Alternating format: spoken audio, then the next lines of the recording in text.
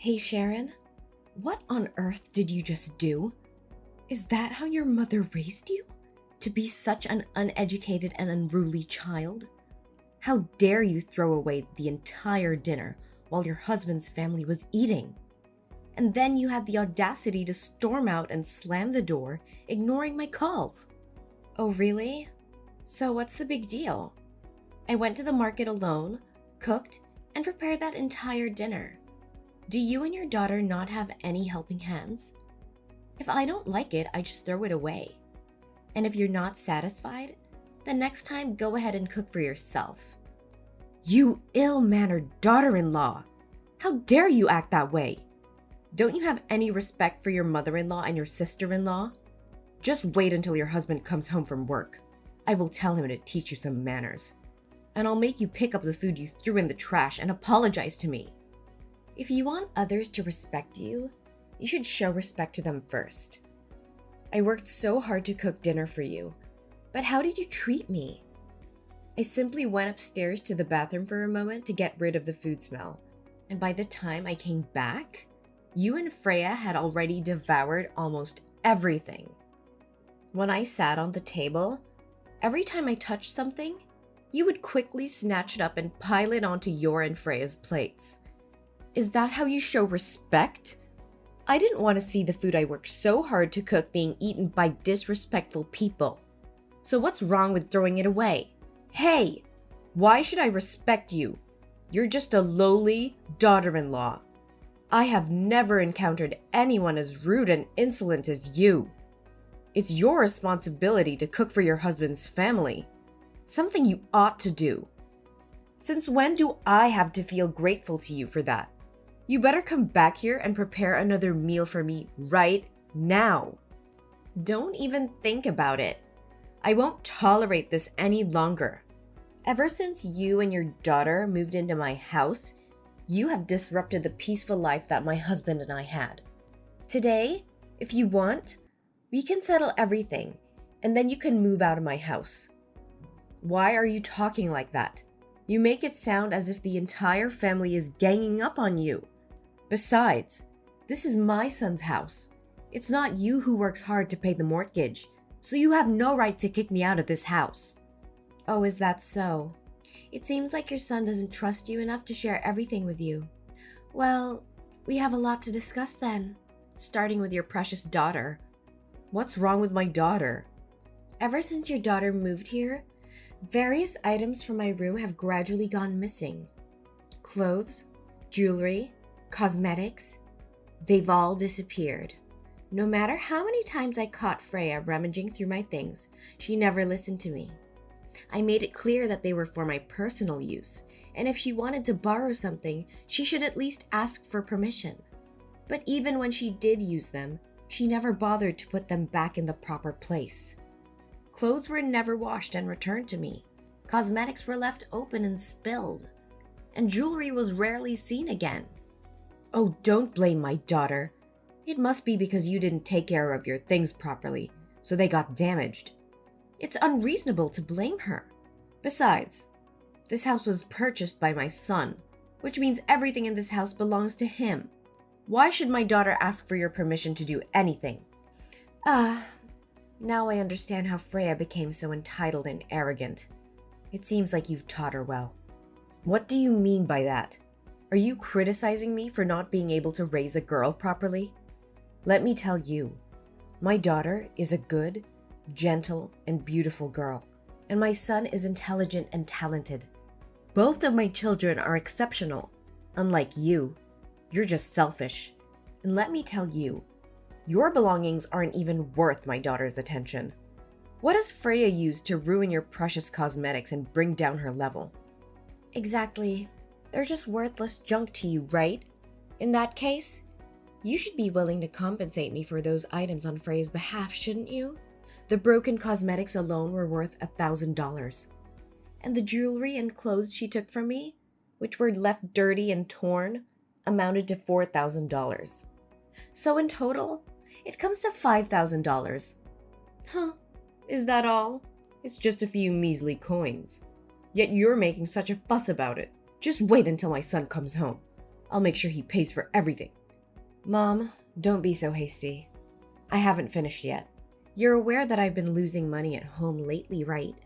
I've been observing for a few days now, and the culprit happens to be your beloved daughter. What? What are you talking about? My daughter would never steal from anyone, so stop making up stories about her.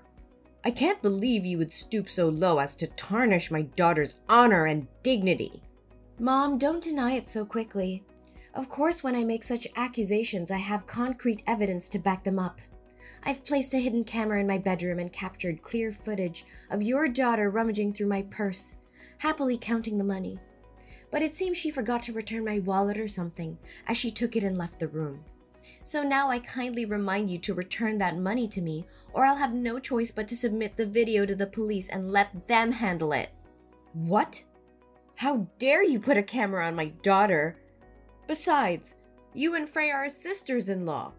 It's just that when she's in dire need of money, she borrows some from you. Why do you have to exaggerate it? All right, let's consider it as Freya borrowing money from me. So is it time for her to repay now? Over the past 2 weeks, Freya sneaked into my room and took money a total of 7 times. The amount she took adds up to $9,000.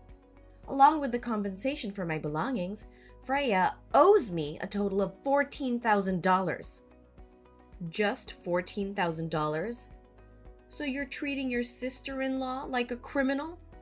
I deeply regret marrying you and having you as the daughter-in-law of this house. You're so uneducated and disrespectful. So you think your daughter is educated when she steals from others? How dare you raise your voice at me like that? Mom, please calm down. Save your breath because the best part is yet to come. Now, it's your turn. What about me?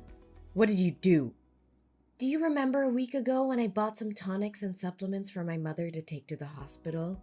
But when I went back to the kitchen to prepare chicken soup for her, I found that those potions had expired. So what? I told you it wasn't me. Are you blaming me again? I don't know anything about drugs. Maybe the pharmacist tricked you. And now you're accusing me of swapping your drugs? How could that be when the pharmacist is my best friend? She's a pharmacist with many years of experience, so she wouldn't deceive me. Besides, I actually knew it was you from that day, but I decided to give you another chance.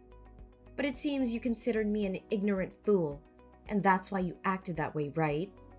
I told you, I don't know anything. Oh, really? But the camera in the living room tells a different story. You probably didn't know that I also installed cameras in the living room and kitchen, did you? I saw you swapping those potions with something else. Well, go ahead and do that. So what? You always only care about taking care of and buying things for your biological mother, using the hard-earned money of my son. Yet you never ask or buy anything for your mother-in-law and sister-in-law, who are right next to you every day, making a big fuss over a few potions. That's disgusting. So why didn't you tell me and keep doing these impolite things? Not to mention you've been ordering online recently, but the delivery address is my company? Well, you just have to accept it on my behalf. What's the problem? It affects my work progress. Moreover, you don't pay for those orders in advance. So every time I receive the goods, I have to pay for you, but you never pay me back. Huh! I shouldn't have expected gratitude from you. There's never anything left to be repaid. But things are different now. The total amount I've paid for your online orders is $7,000. Along with the swapped out tonic, it adds up to $8,200. Don't deny it. I have already recorded the details of each order's value and the order numbers. If you want, I'm willing to sit down and discuss this with you. You? How dare you demand repayment from your mother-in-law like that? I haven't finished yet. A few months ago, you borrowed $50,000 from me for some other investment. Now, it's time to repay that. However, since you are still my mother-in-law, I won't charge you any interest. So the total amount you owe me is $58,200. I accept cash or bank transfer. What kind of daughter-in-law dares to claim debts from her mother-in-law and sister-in-law like this? What's wrong with that? If you borrow money, you have to pay it back. It's the natural law of life. I'm not a fool or a servant who spends all day earning money for you to squander it like that. I will tell my son about this. You won't get away with it. I'll call him right now. I'll make sure he divorces you and kicks you out of this house. Ooh, I'm so scared. Who are you trying to intimidate? Go ahead. Call your beloved son, so I don't have to waste time listening to his pleas. I've already prepared the divorce papers. As soon as your son signs them, we'll never have to see each other again. What have you done to my son that he doesn't dare to divorce you like that? Did he really say I have to give in to you a little? Don't think that just because my son loves you, you can treat me however you want. My son is handsome, intelligent, and talented. I can find him a much more obedient and gentle wife than you. A wife like you is unacceptable. Can't he get a divorce? Fine. I'll file for a divorce myself. Huh. Does he love me? Are you joking? He claims to love me but lets my mother and sister bully his wife without standing up for her. He's nothing but a coward. Looks like he hasn't told you the truth yet, has he? Well, let me enlighten you. The truth? What are you talking about? Your precious son, the one you're always proud of, has been leeching off his wife since 4 months ago. What are you saying? Who's leeching off whom? Nonsense! He's been unemployed for the past 5 months. Whenever he applies for a job at the office, he gets fired within a week due to his incompetence, causing harm to the company. As a delivery man, he complains about being tired, ashamed, and shy. So, for the past few months, he pretends to go to work to avoid suspicion, but in reality, he doesn't bring home any money. He has even become addicted to gambling, spending all his time at the casino. What? Are you serious?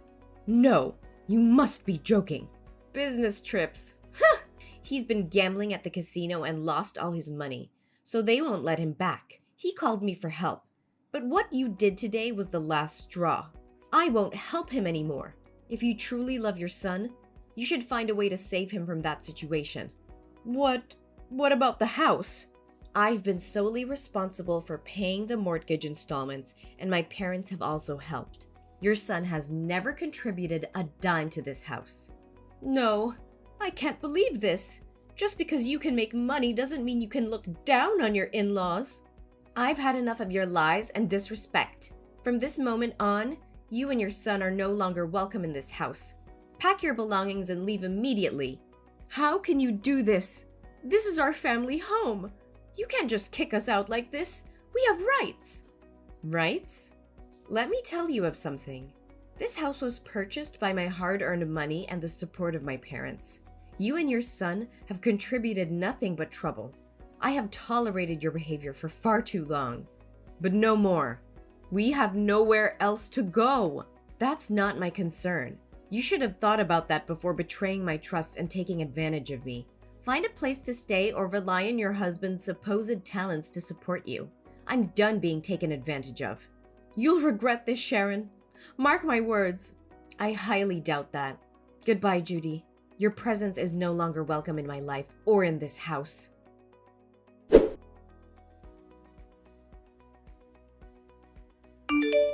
Oh, poor Sharon.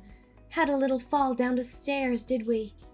Maybe you'll finally understand what it feels like to suffer. And guess what? You won't be getting any sympathy from me. In fact, I hope you suffer even more. How dare you even speak to me after what you've done? You caused this. You and Freya. You are wicked. Both of you. You almost caused someone's death. And don't think you can escape from this. You'll be staying right where you belong. In jail. Waiting for the police to take you and your daughter away. That's when the real suffering will begin for you and your daughter. It'll make a perfect new home for you. What are you talking about? I didn't do anything. You fell on your own. I was just behind you. If you don't believe me, go ahead and check the camera footage in the living room. You're quite the sly fox, aren't you? I already checked the footage without your reminder. But you conveniently covered the camera with a cloth, didn't you? If you didn't have any intention of harming me, then why were you and Freya still lingering around my house even after I told you to leave before I arrived? Oh, come on. I had to wait for you to come home so I could say goodbye, and I needed time to pack as well. Besides, I used up all the remaining money to pay off my son's gambling debt, so now that I want to move, I have nowhere else to go. But isn't it karma for you to end up trapped in my box and fall down the stairs? But why are you being so tough? The stairs are quite long, yet you managed only to hit your head and bleed from your legs and fainted. Bleeding legs? Do you really not know what actually happened? It wasn't my legs bleeding, but I had a fetal derangement. You put your own grandchild in danger with your own hands. Grandchild? What grandchild? What on earth are you talking about? Do you want to know why I have been patient with you for the past 2 months since you and Freya moved in? It's because a week after you moved in, I found out I was pregnant. I wanted my child to have a complete and happy family, so I tried to be patient and hope that maybe you and Freya would change your attitudes and treat me better, or that my husband would stop gambling and focus on our family. But the other day, I saw the true faces of you and your daughter, and I realized it was just wishful thinking. How can my child grow up in such an environment, seeing his mother being treated like a servant to a gambling father and a toxic paternal family? 2 months? So why didn't you say anything to us? Oh my gosh, this is just a dream, isn't it? Are you just saying that to make me feel guilty? Say so! Why should I lie to you? I will never make fun of other people's children like you. You can go up to my bedroom and look in the nightstand and you'll find my ultrasound papers there. I want to talk to you so many times, but every time I say that I have something important to say, you laugh and insult me. You say I have no voice in this house. My husband is not seen at home and is always attached to the casino. If he comes back, it's just to get money and then leave. So who can I talk to? Hold on a second. This ultrasound. This is the truth? No way. So how's the baby? It's all your fault. If you had told me you were pregnant, I wouldn't have. How's the baby? Is it okay? Is it too late to worry now? It's all your fault. Admit it. Don't make excuses anymore. It was you who pushed me down the stairs. Don't think I don't have any proof. I have recorded everything. Recording? Record what? I don't care. How is my poor grandson? Oh no. What if it's a boy? If my son finds out, he will kill me. Tell me, how's the baby in your belly? Is it still healthy? When I got home and still saw you and Freya there, I had a bad feeling. So I called my mom and told her to turn on call recording, and if I had anything to do, go get my phone and leave it hidden in the potted plant in the living room. And it's already recording the whole conversation. You conspired with Freya about harming me to take over this house. Because if I die, the house will belong to your son, right? That's right. That's what I do. Is that an answer that pleases you? Now, don't be so verbose, but tell me about my grandson's condition. Well, there is no more grandson. What? Oh my God! No way! I killed my own grandson? How could that be possible? That's right. You killed your own grandson yourself. From now on, the baby will be only mine. Only me. No longer related to your family. What do you mean? That means the baby is still in your belly, right? Yes, the baby is still in my belly. But don't think for a second that you have any claim to this child. You've proven yourself to be a danger, not just to me, but to your own flesh and blood. I didn't mean for any of this to happen. I never wanted to harm my own grandchild. It was just a terrible accident. No, that's just a prank. A prank? Is that what you think this is? You call the potential loss of an innocent life a prank? You're delusional, Judy. This is far beyond a mere prank. Your actions were calculated, malicious, and showed complete disregard for the life growing inside me. Sharon, please believe me. I never intended for any harm to come to the baby. Save those words for the court. I have already reported you to the police for intentional harm and endangerment.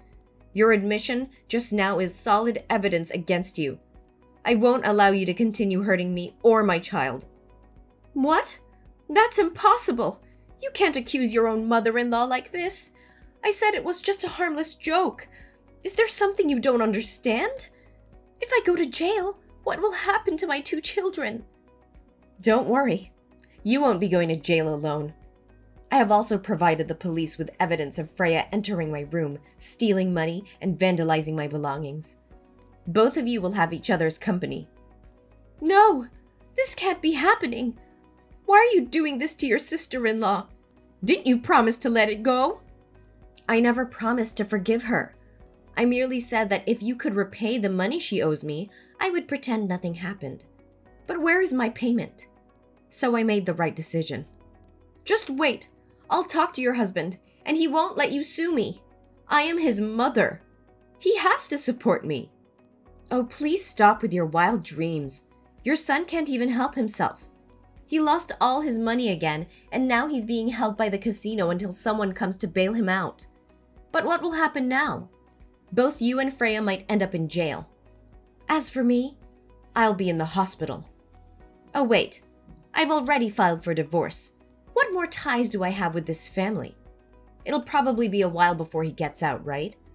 I'm curious to see what they'll do to him if no one comes to his rescue. You can't do this! We're family! How could you turn against us like this? Family? Is that what you call this toxic dynamic? I won't let my child grow up in an environment where manipulation and deceit reign.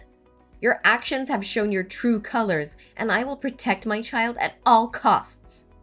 You're making a grave mistake, Sharon. You'll regret this. Regret? I've already endured enough regrets by marrying into this family. But no more. I'm breaking free from this toxic cycle, and I won't look back. Prepare to face the consequences of your actions, Judy. The law will decide your fate.